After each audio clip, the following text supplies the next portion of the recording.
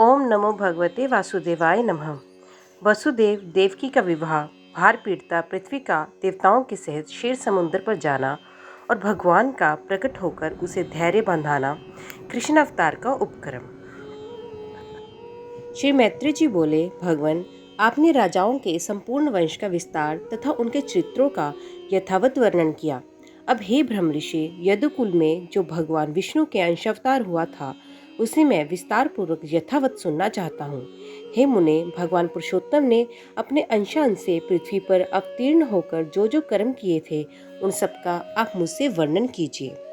श्री प्राशर जी बोले, हे मैत्रेय, तुमने मुझसे जो पूछा है वह संसार में परम मंगलकारी भगवान विष्णु के अंश अवतार का चरित्र सुनो।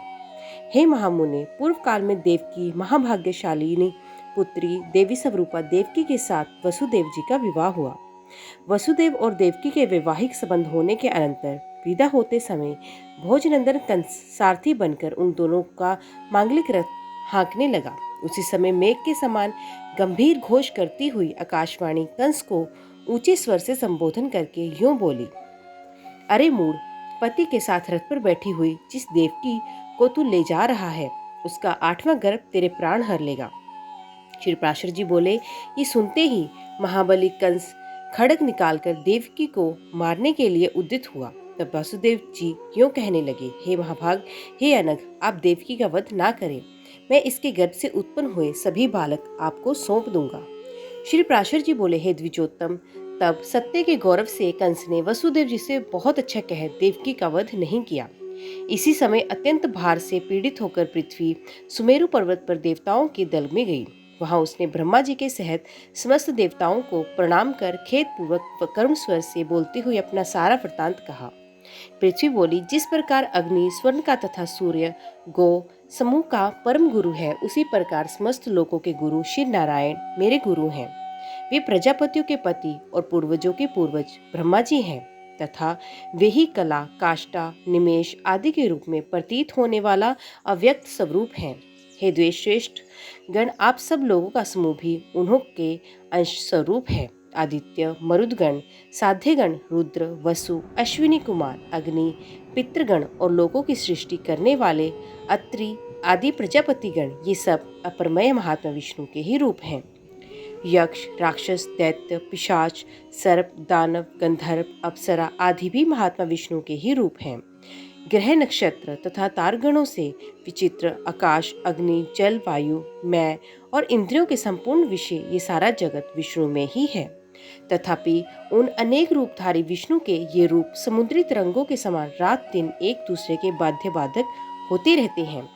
इस समय काल नेमी आदि दैत्य मृत्युलोक पर अधिकार जमाकर अहर्निश जनता को क्लेशित कर रहे हैं। जिस काल नेमी को सामर्थ्यवान भगवान विष्णु ने मारा था, इस समय वही उग्रसेन के महान असुर कंस के रूप में उत्पन्न हुआ है। अरिष्ट धेनुकु, केशी, प्रलंब, नरक, सुंद, बलिका पुत्र, अति भयंकर बाणासुर तथा और भी जो महाबलवान दुरात्मा राक्षस राजाओं के घर में उत्पन्न हो गए हैं, उनकी मैं गणना नहीं कर सकती।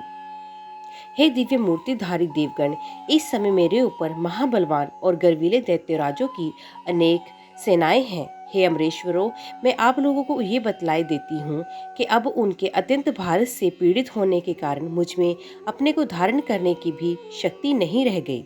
अतः महाभागगण, आप लोग मेरा भार उतारिए, जिससे मैं अत्यंत व्याकुल होकर रसातल को ना चली जाऊं।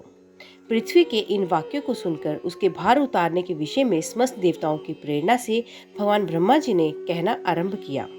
ब्रह्मा जी बोले, हे देवगण, पृथ्वी ने जो कुछ कहा है वे सत्य है। वास्तव में मैं, शंकर और आप सब लोग नारायण स्वरूप ही हैं। उनकी जो जो विभूतियां हैं, उनकी परस्पर न्यूनता और अधिकता हो बाध्य तथा बाधक रूप से रहा करती है। इसलिए आओ अब हम लोग क्षीर सागर के पवित्र तट पर चले और वहां श्री हरि की आराधना करके ये संपूर्ण वृत्तांत उनसे निवेदन कर दें। वे विश्व रूप परमात्मा सर्वदा संसार के हित के लिए ही अपने शुद्ध सत्वाश से अवतीर्ण होकर पृथ्वी पर धर्म की स्थापना करते हैं। श्री प्राशर जी बोले, ऐसा कहकर देवताओं के सहित पितामह ब्रह्मा जी वहां चले गए और एकाग्रचित से श्री गरुड़ ध्वज भगवान को इस प्रकार स्तुति करने लगे। ब्रह्मा जी बोले, हे वेदवाणी के गोचर प्रभु, परा और अपरा ये दोनों विद्याएं आप ही हैं। हे नाथ, वे दोनों आप ही के मूर्त और अमूर्त रूप हैं। हे अत्यंत सूक्ष्म, हे विराट स्वरूप, हे सर्व, हे सर्वज्ञ, शब्द ब्रह्म और ब्रह्म पर ब्रह्म, ये दोनों आप ब्रह्म के ही स्वरूप हैं। आप ही ऋग्वेद, यजुर्वेद, सामवेद और अथर्ववेद हैं तथा आप ही शिक्षा, कल्प, निरुक्त, छंद, ज्योतिष शास्त्र हैं। हे प्रभु, हे इतिहास, पुराण, व्याकरण, मीमांसा, न्याय और धर्मशास्त्र, ये भी आप ही हैं। हे आद्यपते, जीवात्मा, परमात्मा, स्थूल सूक्ष्म देव तथा उनका कारण अव्यक्त, इन सबके विचार से युक्त जो अंतरात्मा और परमात्मा के स्वरूप का बोधक वेदांत वाक्य है, वे भी आपसे भिन्न नहीं है। आप अव्यक्त, अनिवार्य, अचित्य, नाम और वर्ण से रहित, हाथ, पांव और रूप, शुद्ध, सनातन और पर से भी परे हैं। आप कर्णहीन होकर भी सुनते हैं, नेत्रहीन होकर भी देखते हैं, एक होकर भी अनेक रूपों में प्रकट होते हैं, हस्तपाद आदि से रहित होकर भी बड़े वेगशाली, ग्रहण करने वाले हैं तथा सबके अवैध होकर भी सबको जानने वाले हैं। हे परमात्मा, जिस धीर पुरुष की बुद्धि आपके श्रेष्ठतम रूप से पृथक कुछ भी नहीं देखती, आपके अणु से भी अणु और दृश्य स्वरूप को देखने वाले उस पुरुष की अत्यधिक अशान निवृत्ति हो जाती है। आप विश्व के केंद्र और त्रिभुवन के रक्षक हैं। संपूर्ण भूत आप में ही स्थित हैं तथा जो कुछ भूत, भविष्य और अणु से भी अणु है, वे सब आप प्रकृति मेरे एकमात्र परम पुरुष आप ही हैं। आप ही चार प्रकार का अग्नि होकर संसार को तेज और विभूति दान करते हैं। हे अनंत मूर्ते, आपके नेत्र सब ओर हैं। हे धात, आप ही तीनों लोक में अपने 3 पग रखते हैं। हे ईश, जिस प्रकार एक ही अविकारी अग्नि विकृत होकर नाना प्रकार से प्रज्वलित होता है, उसी प्रकार सर्वगत रूप एक रूप आप ही अनंत रूप धारण कर लेते हैं। जो एकमात्र श्रेष्ठ परम पद है, वे आप ही हैं। ज्ञान दृष्टि से देखे जाने योग्य आपको ही ज्ञानी पुरुष देखा करते हैं। हे परमात्मन, भूत और भविष्य जो कुछ स्वरूप है, वे आपसे अतिरिक्त और कुछ भी नहीं है। आप व्यक्त और अभिव्यक्त स्वरूप है, समष्टि व्यष्टि रूप है तथा आप ही सर्वज्ञ, सर्वसाक्षी, सर्वशक्तिमान एवं संपूर्ण ज्ञान, बल और ऐश्वर्य से युक्त हैं। आप हास और बुद्धि से रहित, स्वाधीन, अनादि और जितेंद्रिय हैं तथा आप श्रम, तंद्रा, भय, क्रोध और काम आदि से रहित हैं। आप अनिज्ञ, अप्राय, निराधार, अव्याहत गति हैं। आप सबके स्वामी, अन्य ब्रह्मादि के आश्रय तथा सूर्यादि तेजों के तेज एवं अविनाशी हैं।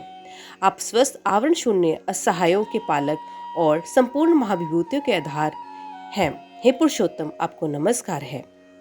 आप किसी कारण, अकारण अथवा कारण कारण से शरीर ग्रहण नहीं करते, बल्कि केवल धर्म रक्षा के लिए ही करते हैं।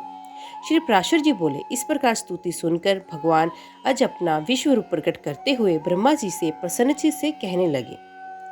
श्री भगवान बोले, हे ब्राह्मण, देवताओं के सहित तुम्हें मुझसे जिस वस्तु की इच्छा हो वे सब कहो, उससे सिद्ध हुआ हो समझो। श्री पराशर जी बोले, तब श्री हरि के उस दिव्य विश्व रूप को देखकर समस्त देवताओं के भय से विनीत हो जाने पर ब्रह्मा जी पुनः स्तुति करने लगे।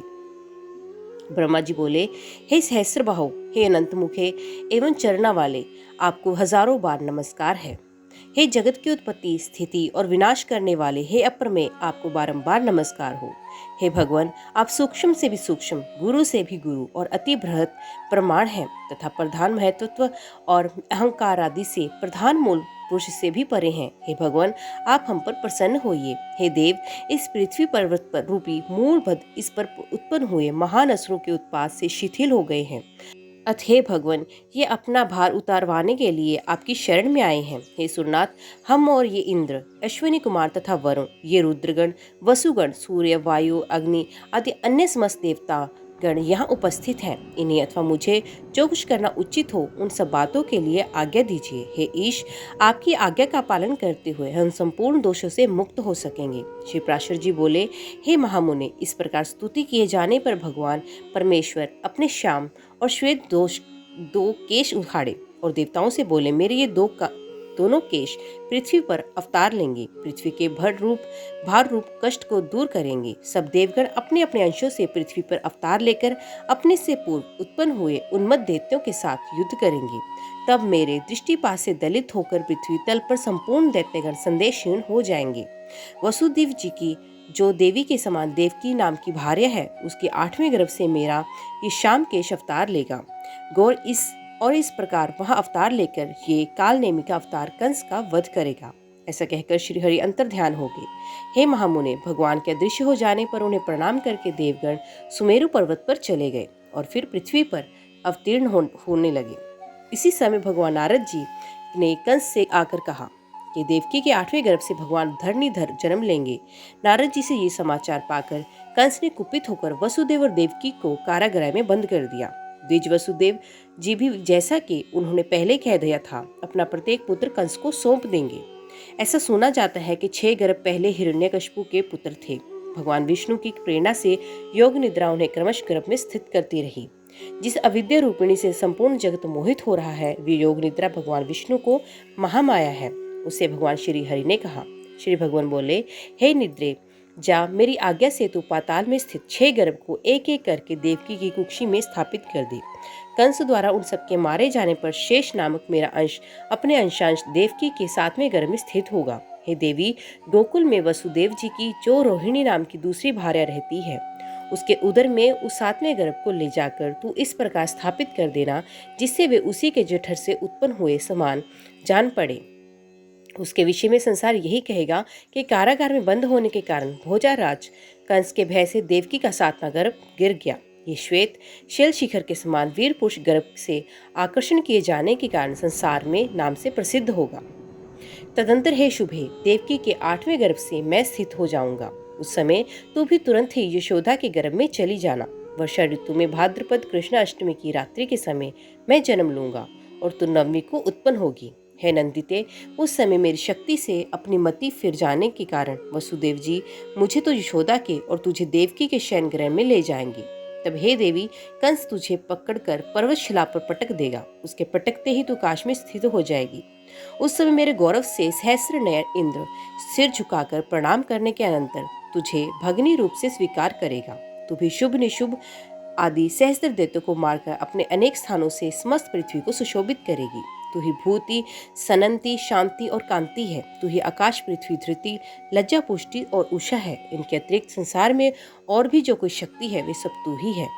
जो लोग प्रातःकाल सायंकाल से मैं अत्यंत नम्रता पूर्वक तुझे आर्या, दुर्गा, वेद गर्भा, अंबिका, भद्रा, भद्रकाली, क्षेमदा और भाग्यदा आदि कहकर तेरी स्तुति करेंगे, उनकी समस्त कामनाएं मेरी कृपा से पूर्ण हो जाएंगी। मदिरा और मांस की भेंट चढ़ाने से तथा भक्ष्य और भोज्य पदार्थों द्वारा पूजा करने से प्रसन्न होकर तू मनुष्यों की संपूर्ण कामनाओं को पूर्ण कर देगी। तेरे द्वारा ही दी हुई वे समस्त कामनाएं मेरी कृपा से निस्संदेह पूर्ण होंगी। हे देवी, अब तू मेरे बतलाए हुए स्थान को चली जा। ओम नमो भगवते वासुदेवाय नमः। तो दोस्तों, आज की वीडियो में बस इतना ही। उम्मीद करती हूँ वीडियो आपको पसंद आई होगी। वीडियो पसंद आई हो तो वीडियो को लाइक और चैनल को सब्सक्राइब जरूर कीजिएगा। तो मिलते हैं अगले अध्याय के साथ। तब तक के लिए देखते व सुनते रहिए। जय मां कंजक, जय माता दी।